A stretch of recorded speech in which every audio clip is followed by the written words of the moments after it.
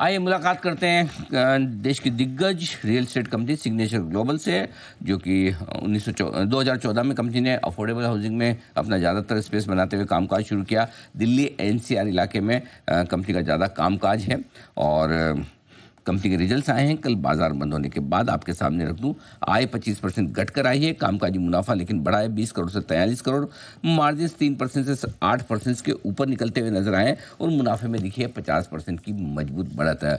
मुलाकात करते हैं प्रदीप कुमार अग्रवाल साहब, कंपनी के चेयरमैन और होल टाइम डायरेक्टर, हमारे साथ कार्यक्रम में हो रहे शामिल। अग्रवाल साहब, गुड मॉर्निंग, स्वागत है आपका, बहुत बहुत धन्यवाद सर समय देने के लिए। थोड़ा नतीजे को समझाएं सर, जहां एक और ऑपरेशनल फ्रंट पर नंबर्स बड़े मजबूत दिख रहे हैं, मुनाफा भी अच्छा आया है लेकिन आय बड़ी 25% घटी है, ऐसा है विरोधाभास क्यों? क्या वजह है आय घटने के पीछे और क्या वजह है अच्छे ऑपरेशनल परफॉर्मेंस के पीछे?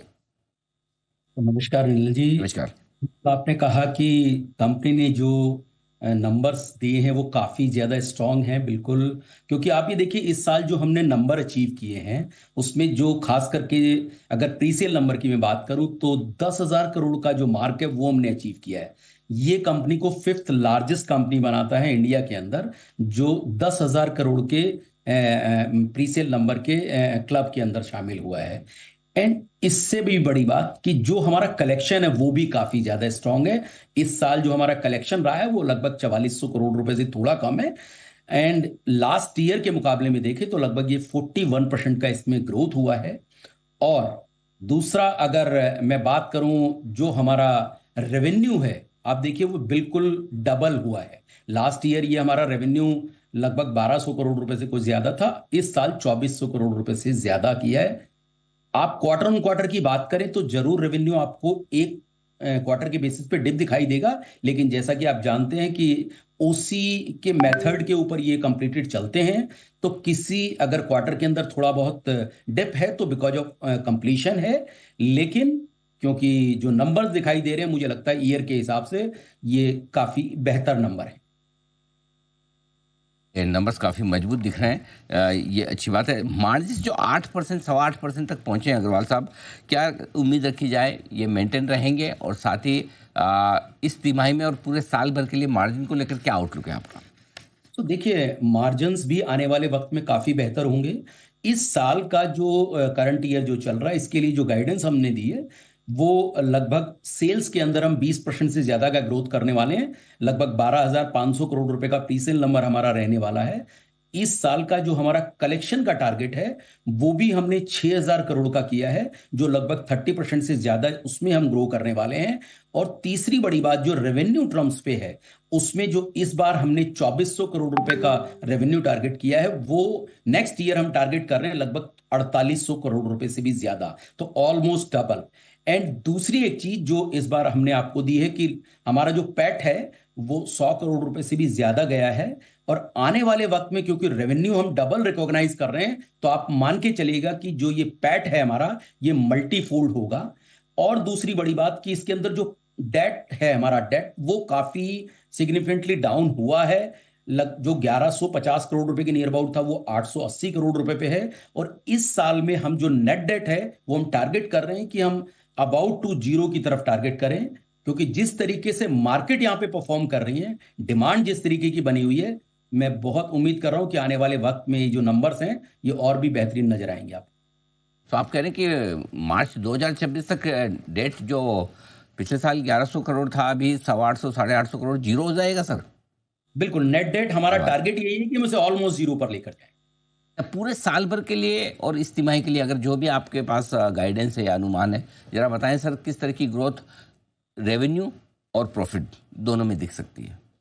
सो देखिए, प्रॉफिट जो है, ऑफ कोर्स इतनी बड़ी कंपनी आप रन कर रहे हैं तो क्या होता है कि आपके बहुत ऑपरेशनल एक्सपेंसेस ऐसे होते हैं जो कंटिन्यू चलते हैं। लेकिन अगर आप दूसरे एंगल से देखें तो जो एबिटा मार्जिन है हमारा, जो लास्ट ईयर 11% था, वो इस साल बढ़कर 14% हुआ है। और ये ट्रेंड जो है ये कंटिन्यू रहने वाला है, क्योंकि जो हमारा एक जस्टेशन पीरियड था वो निकल चुका है। तो मैं उम्मीद कर रहा हूं कि जो इस क्वार्टर के अंदर भी हम टारगेट कर रहे हैं लगभग 2,500 से 3,000 करोड़ का पीसीएल नंबर आराम से कंफर्टेबली अचीव कर लेंगे। और जो कलेक्शन है वो भी लगभग 1,200 से 1,300 करोड़ रुपए की हम कंफर्टेबली अचीव कर लेंगे। Okay, perfect. तो ये आपके लिए स्ट्रॉन्ग आउटलुक। और कोई नए लॉन्चेस सर प्लान कर रहे हैं इस नए वित्त वर्ष में और इस नए क्वार्टर में? राइट। सो देखिए, इस वित्त वर्ष में जो लॉन्चेस प्लान है हमारा, लगभग 17,000 करोड़ के लॉन्चेज हमने प्लान किए हुए हैं। हमारे पास जो ऑलरेडी इन्वेंट्री है, लगभग 5,000 करोड़ की अनसोल्ड इन्वेंट्री है। इसमें आप देखिए कि अब लगभग 20-22 हजार करोड़ में हमने केवल 12,500 करोड़ का प्रीसेल नंबर टारगेट किया है, जो काफी कंजर्वेटिव है। इसीलिए मैं बहुत क्वाइट होपफुल हूं कि ये जो नंबर्स हैं ये काफी बेटर होने वाले हैं। एक चीज मैं इसमें और ऐड करूं, अगर आप कंपनी को और तरीके से देखें, क्योंकि रिप्लानिश के ऊपर जो आप लैंड ऑलरेडी आपके बुक पे है, उसको क्या रिप्लानिश कर पा रहे हैं। तो आप देखिए, इस साल जो हमने नंबर अचीव किया, उसमें लगभग 8 मिलियन से ज्यादा हमने सेल किया है प्री सेल नंबर में। और लगभग इतना ही, 8 मिलियन से थोड़ा कम, हमने रिप्लानिश कर लिया है। तो ऑलमोस्ट कंपनी को आप ये कह सकते हैं कि लगभग फैक्ट्री मॉडल पर चल रही है, कि 8 मिलियन आप सेल करते हैं और 8 मिलियन दोबारा से रिप्लानिश कर लेते हैं। तो ये एक चीज है जो कंपनी को देखने की है। एक चीज और मैं आपको सिंप्लीफाई करूं आपके दर्शकों के लिए, किसी भी रियल एस्टेट कंपनी को देखने के लिए एक बहुत बड़ी चीज है जो इसमें ऑपरेटिंग सरप्लस है। वो क्या है? लास्ट ईयर हमारा ऑपरेटिंग सरप्लस लगभग 900 करोड़ रुपए के नियर अबाउट था, जो इस साल 1600 करोड़ रुपए है। तो आप किसी भी जब रियल एस्टेट कंपनी को देखें, तो उसका जो प्रॉफिट मार्जिन है वो कंप्लीटेड कॉन्ट्रैक्ट मेथड पे है, तो वो विजिबल होता है बैलेंस शीट पे कुछ टाइम के बाद। लेकिन जो ऑपरेटिंग सरप्लस है वो विजिबल हो रहा है ईयर ऑन ईयर। तो किसी भी कंपनी की स्ट्रेंथ देखने के लिए ये सबसे बेस्ट पैरामीटर है जो आपके दर्शकों के लिए मैं रखना चाहूंगा।